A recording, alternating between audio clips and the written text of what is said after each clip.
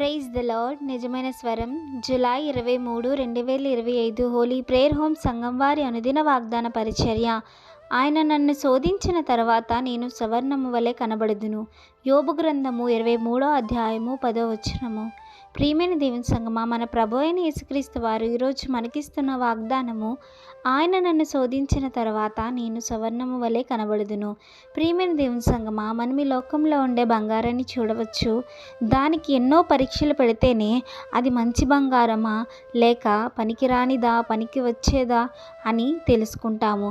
అలాగే దాన్ని కాల్చిన తర్వాతే అది ఒక మంచి వస్తువుగా తయారవుతుంది. ప్రియమైన దేవుని సంగమా, ఈ లోకంలో మనుష్యుడు కనుగొట్టిన ఈ బంగారానికి అంత విలువ ఉంది అంటే దేవుడు తన పోలికన మనల్ని చేసుకున్నాడు. ఎంతో ఇష్టపడి తన పోలిక చొప్పున మనుషులను ఆయన సృష్టించినప్పుడు ఆయన మనల్ని పరీక్షిస్తాడు, అనేక విధాలుగా పరీక్షిస్తాడు. కానీ మనము మాత్రము నిరీక్షణ కోల్పోకూడదు, ఆయన మీద నమ్మకము కోల్పోకూడదు.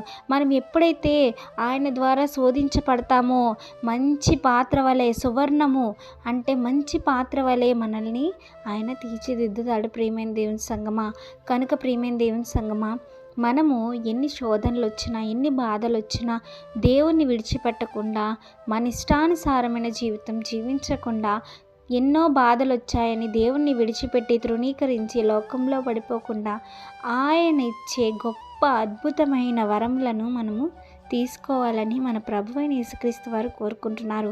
కనుక ప్రియమైన దేవుని సంగమా, మనము శోధించబడిన మీదట సువర్ణము వలె మారుతాము. కనుక ఈ వాగ్దానం మనందరి జీవితాల్లో నెరవేరాలని కోరుకుంటున్న వారు దైవజనులు బ్రదర్ పి. నెహెమ్యా గారు. God bless you. ఆమేన్.